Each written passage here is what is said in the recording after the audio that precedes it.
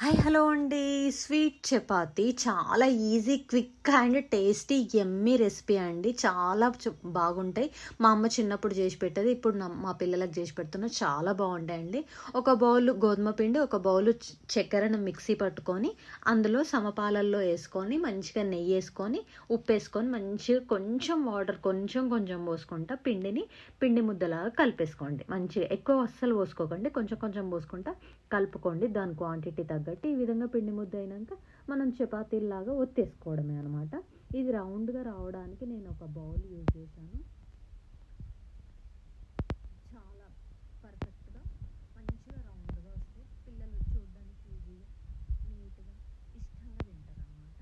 నూనె పోసుకొని కొంచెం వేడైనాక మంచిగా మనం ఫ్రై చేసేసుకోవడమే పూరీలాగా. క్విక్గా అండ్ ఈజీ అండ్ టేస్టీ చాలా బాగుంటాయండి. చాలా అంటే చాలా బాగుంటాయి. మా అమ్మ చేసి పెట్టేది మా పిల్లలకు చేసి పెడుతుంది. చాలా బాగుంటాయి. క్విక్గా కూడా అయిపోతుంది. చాలా బాగుంటాయి కూడా. కొంచెం దగ్గరుండి సిమ్లో పెట్టుకొని చేసుకోండి. ఈ విధంగా గోల్డెన్ కలర్ వచ్చేసినాక రెడీ. చాలా యమ్మీ టేస్టీ గుడ్. బయట క్రిస్పీగా, లోపల